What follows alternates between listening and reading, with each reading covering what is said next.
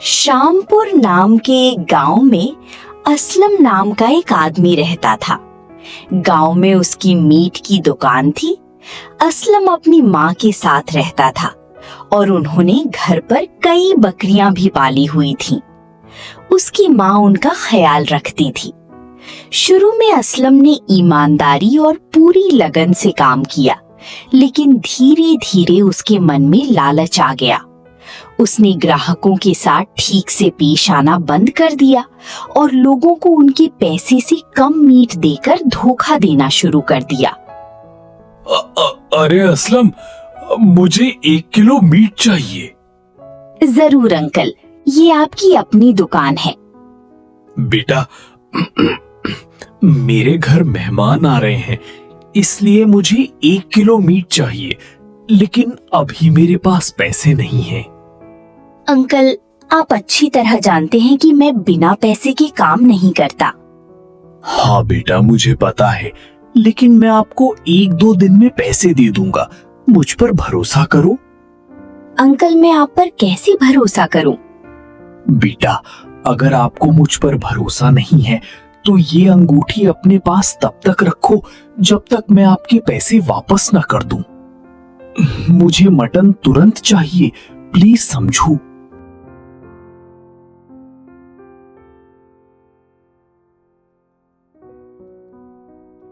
ठीक है अंकल, अपना मीट ले लो, लेकिन ये अंगूठी मेरे पास तब तक रहेगी जब तक आप पेमेंट नहीं कर देते। ठीक है बेटा। बूढ़ा आदमी दुकान से चला जाता है। असलम हर दिन चुपके से कस्टमर्स को कम मीट देकर उन्हें धोखा देता था। उसका बिजनेस बहुत तेजी से बढ़ने लगा। एक दिन एक छोटा लड़का उसकी दुकान पर आया। अंकल, मुझे 1 केजी मीट चाहिए। मैं अभी दे देता हूँ बेटा। तुम बहुत समय से मेरी दुकान पर नहीं आए हो। हाँ अंकल, हम अपने गांव गए थे। ओह, ठीक है। लड़की से बात करते हुए असलम ने चुपके से वजन में से थोड़ा मटन कम कर दिया। लड़की को पता भी नहीं चला। ये रहा तुम्हारा मटन बेटा। ऐसे ही कई दिन बीत गए और असलम लोगों को धोखा देने में एक्सपर्ट बन गया। किसी को समझ नहीं आया कि वो क्या कर रहा है और उसका बिजनेस अच्छा चलता रहा। एक दिन रामदास नाम की एक अमीर आदमी का नौकर उसकी दुकान पर आया। अरे असलम, हमारे मालिक एक बहुत बड़ी पार्टी होस्ट कर रहे हैं। हमें 40 केजी मटन चाहिए। क्या तुम इसका इंतजाम कर सकते हो? बिल्कुल भाई, क्यों नहीं। मैं कई दुकानों पर गया, लेकिन कोई भी इतनी ज्यादा क्वांटिटी का इंतजाम नहीं कर पाया। फिर मैंने तुम्हारा नाम सुना तो मैं यहाँ आ गया। तुम सही जगह आए हो। तुम्हें जितना मटन चाहिए मैं तुम्हें दे दूंगा।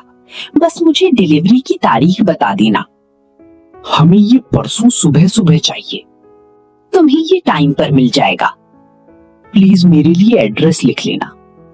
नौकर उसे उसके मालिक का विजिटिंग कार्ड देता है। ये लो, टाइम पर पहुंचना। ये रहा एडवांस पेमेंट।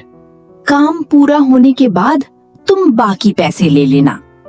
ठीक है भाई, मैं टाइम पर पहुंच जाऊंगा। नौकर चला जाता है।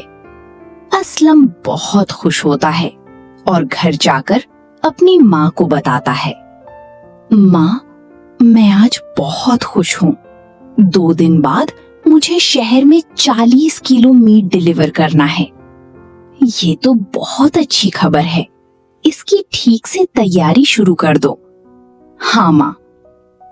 2 दिन बाद सुबह सुबह असलम मीट काटकर तैयार करता है, लेकिन तौलते समय उसके मन में फिर से लालच आ जाता है। 40 किलो की जगह वो केवल 35 किलो पैक कर देता है।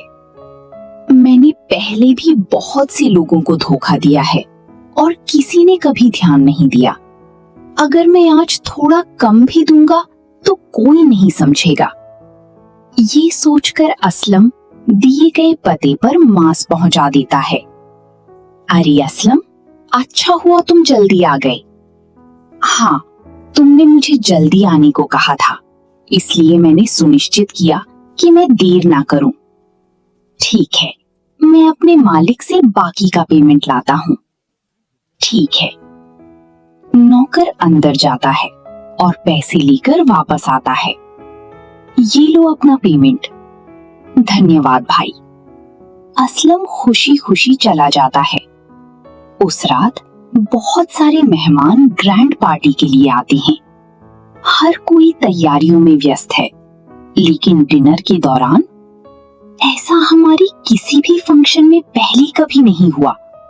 पिछली बार इतना खाना बच गया था, लेकिन आज मटन पहले ही खत्म हो गया है। क्या हुआ? हाँ मालिक, ये सच है। नौकर कुक को लाता है। सर, आपने मुझे बुलाया?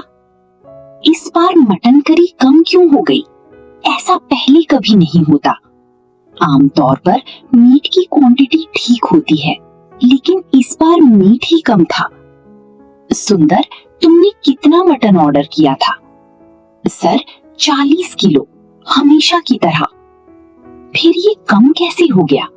उस मीट वाले को तुरंत बुलाओ, कुछ गड़बड़ है, मुझे पता लगाना है। नौकर असलम को वहां लाता है। अब सर, आपने मुझे बुलाया? हाँ, तुमने कल मटन डिलीवर किया था। कुक कहता है कि तुमने मीट कम दिया था। तुमने 40 किलो ऑर्डर किया था। मुझे सच सच बताओ कि तुमने असल में कितना दिया था। अगर झूठ बोला तो पछताओगी। ये सुनकर असलम चुपचाप खड़ा रहता है। वो समझता है कि अगर अब झूठ भी बोला तो पकड़ा जाए। सर, मुझसे गलती हो गई, प्लीज मुझे माफ कर दो। मैं वादा करता हूँ कि मैं ऐसा दोबारा कभी नहीं करूंगा। लोग हमें धोखा देने से पहले 100 बार सोचते हैं, लेकिन तुम लालची हो गए और जानबूझकर ऐसा किया। अब तुम्हें सजा मिलनी चाहिए। रामदास तुरंत पुलिस को बुलाता है और असलम को उसके हवाले कर देता है।